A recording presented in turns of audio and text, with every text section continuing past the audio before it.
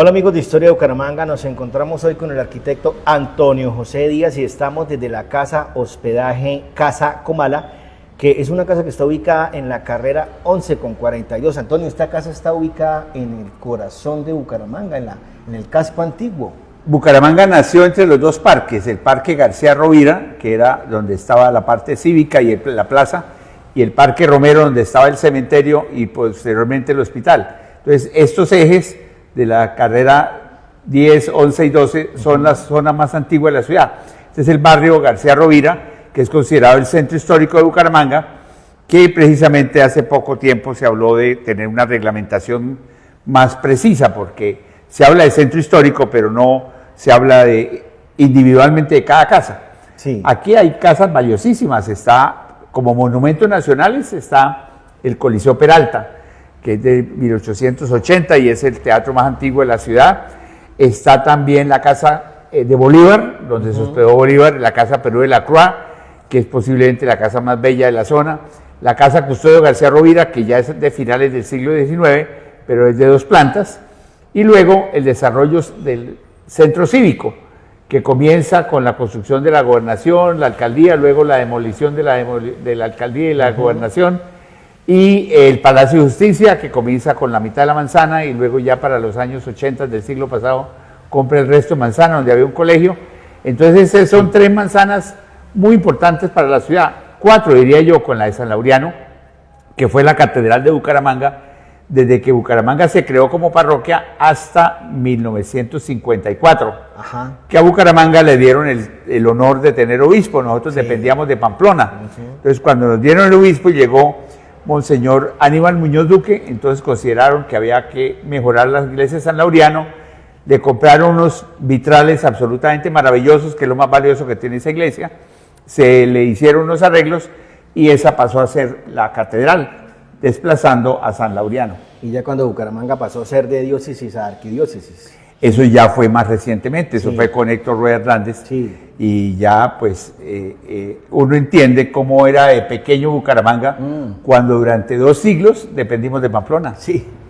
Bueno, Antonio, recordando aquí que estamos en el centro histórico, en la esquina de la 42, yo recuerdo que ahí existía el Club de la Construcción, uno pasaba ahí y veía fiestas. Sí, los maestros de obra, que eran personas bastante respetables y bastante buenos trabajadores, se organizaron y tenían el Club de la Construcción y hacían fiestas, se hacían reuniones, cursos, capacitación. Yo recuerdo, cuando yo me gradué en la universidad en el año 75, haber estado en algunas reuniones sociales que ellos nos invitaban.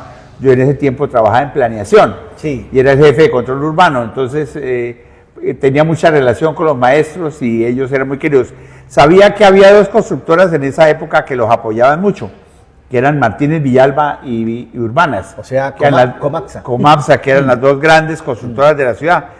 Prácticamente todos los edificios de los años 70, llámese Cámara de Comercio, Colseguros, Suravic, Banco Popular, todos esos fueron construidos por Comapsa, y en Sotomayor, el edificio Leo, San Felipe, San Nicolás, San Pío, todos ellos fueron los pioneros.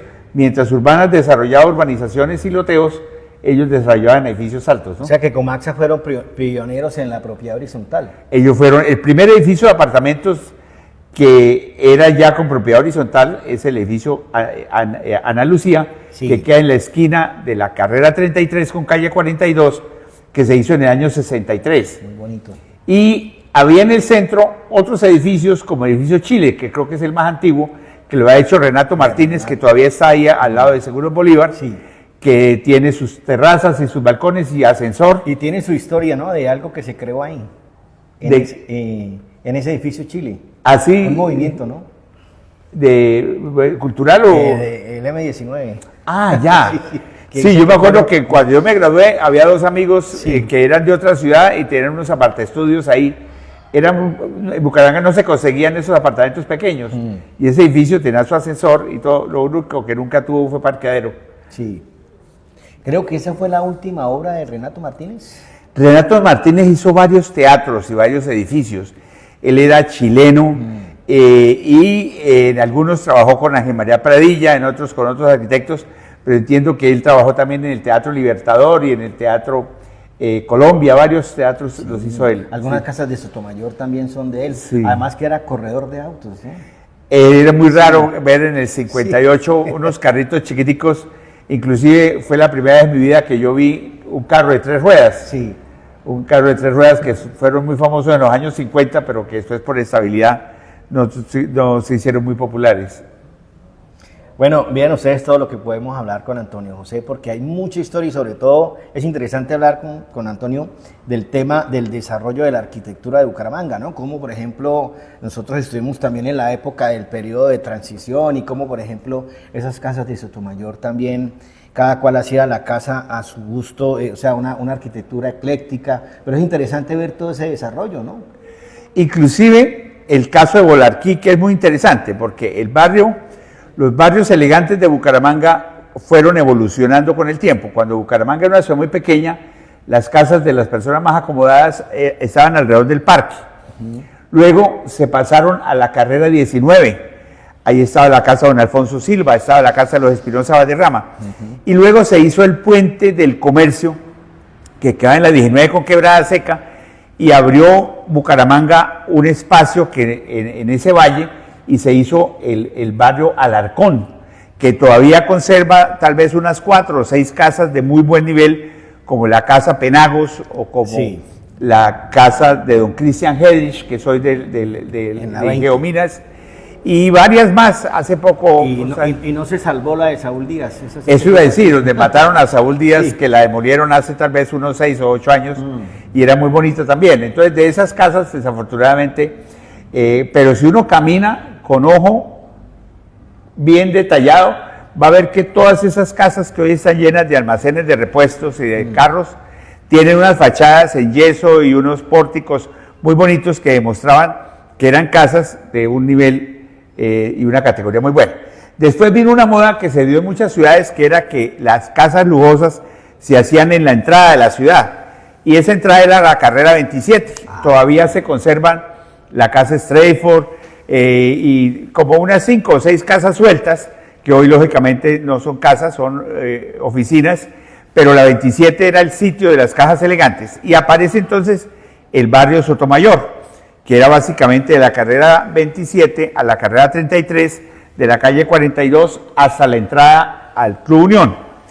El Club Unión, el Club Campestre inicialmente vende su sede al Club Unión en el año 66, se va para Florida Blanca y las manzanas de las canchas de golf se vuelven urbanizaciones. Eso lo hizo el arquitecto Andrés Rueda Gómez. Hoy lo llamamos el antiguo Campestre. Pero Sotomayor limitaba con el barrio Bolarquí. Y hay una historia que me contaba Mario Acevedo Díaz, que fue presidente de la Academia de Historia y vivió allá hasta su muerte, que era que Calogea Restrepo, en el año 30 y tantos, quería desarrollar en las ciudades de Colombia barrios populares. Entonces compraban fincas cerca de la ciudad para hacer vivienda popular y le echaron el ojo al barrio Bolarquí, a la finca Bolarquí. Entonces los de Sotomayor, asustados de que iban a hacer vivienda obrera junto al barrio Sotomayor, resolvieron ellos mismos comprar ese terreno, contratar al arquitecto, uno de los arquitectos más famosos que había en esa época en Colombia, que era don Jorge Gaitán Cortés, que fue alcalde de Bogotá y director del Tiempo, y él diseñó Bolarquí con el trazado continuado de Sotomayor de radiales y circulares.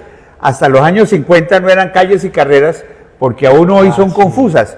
Usted va por la carrera 28 y de pronto se choca con la carrera 27. Usted dice, ¿cómo así que una carrera se choca con una carrera? Entonces aparece la continuación o el ensamble más bien del barrio Sotomayor con el barrio Bolarquí, con la construcción de las canchas de golf del Campestre, y luego ya para los años 60 y en adelante se desarrolla Cabecera Llano, con casas grandes en lotes de 800, 1000 metros, y hoy prácticamente de esas casas quedan muy pocas, son contadas, todas esas han sido demolidas para hacer edificios de alta densidad, y hoy pues la gente que quiere casa, desafortunadamente ya no puede vivir en Bucaramanga, tiene que vivir en Florida Blanca, en Piedecuesta o aún en Girón, y apareció como el barrio de estrato alto ya a finales del siglo pasado, el barrio Ruitoque. Exacto. Bueno, Antonio, recordando esas famosas casas de la 27, hubo una casa que a todos los bumangueses nos dio muchísima tristeza cuando la derribaron, la de Nepomuceno Cartagena. Esa casa había sido diseñada como en el año 52-54 por Ángel María Pradilla. Sí. Y tenía unas novedades que para hoy todavía son sí, avanzadas. Por ejemplo, tiene una red de vacío. ¿Qué significa eso? Que para usted no tener que barrer toda la casa, aparecen en todos los espacios unos tubitos y por dentro de los muros hay una aspiradora. Nosotros en el Teatro Santander lo tenemos. Sí. De tal manera que las muchachas del aseo sencillamente conectan la manguera y aspiran el piso. Y eso hace que no genere ruido ni estén llevando la basura de un espacio a otro. En las clínicas y en los hospitales es obligatorio, porque lógicamente una señora de aseo no puede pasar la escoba y el trapero por el cuarto donde está el señor con una enfermedad contagiosa y luego una materna. Claro. Entonces cada habitación tiene que ser totalmente independiente, entonces trabajan con esas redes de vacío. O sea, era una casa pionera, además que en ese entonces tenía ya el portón eléctrico, eso era una novedad impresionante para esa época. Y tenía piano y tenía todo, y que ahora, a él, aunque ese barrio Bolarquí es de la 27 para arriba, a él lo consideraba parte del barrio Bolarquí, sí, que era el barrio de las cajas exclusivas. Sí. Sí.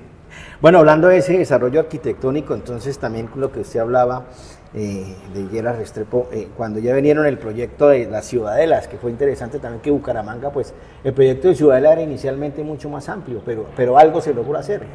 A ver, estaba de alcalde de Bucaramanga Jorge Reyes Puyana. Ajá. Y terminó el gobierno de Turbay y comenzó, perdón, terminó el gobierno de Pastrana y comenzó el gobierno de López Miquelsen. Sí. Él tenía como entre sus objetivos un tema que se llamaba ciudades dentro de la ciudad. Entonces le propuso a varias ciudades, pero desafortunadamente solo dos lograron desarrollarlas, que fue Bogotá con el Salitre y Bucaramanga con la Ciudadela. Sí. Pastrana Borrero, cuando terminó su periodo, inauguró el aeropuerto Palo Negro y quedaron esas 300 hectáreas en la mitad de la ciudad, en la meseta. Entonces se creó la empresa de desarrollo urbano y el alcalde saliente, que era Jorge Reyes Puyana, lo nombró Gómez Gómez, que era el alcalde entrante, lo nombró director de la Ciudadela. Y trabajaron en eso los mejores arquitectos de Colombia. Recuerdo a Germán Samper, a Patricio Samper, sí, al doctor Calle, que venían, inclusive también venían asesores internacionales y se desarrolló un proyecto ideal. Pero la presión económica del suelo urbano hizo cambiar todo. Primero, el barrio era totalmente peatonal, hoy no es peatonal. No. Segundo, máxima altura, 5 pisos, hoy hay 20 hasta 30 pisos. Sí. Y segundo, las casas eran abiertas.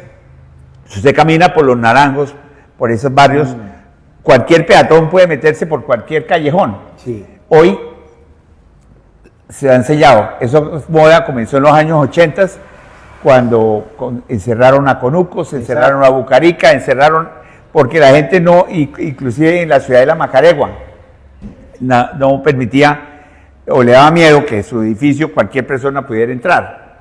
Claro, entonces, seguridad. Bueno, amigos de Historia de Bucaramanga, como pueden ver con Antonio José, tenemos que hacer una segunda entrega porque hay muchísimo tema, pero lo importante fue que hoy empezamos este tipo de conversatorios, porque tenemos pendiente una segunda entrega, una tercera, hablando de la historia urbana, arquitectónica de la ciudad, y también pues nos encontraremos luego en el Teatro Santander para hablar de la historia del teatro.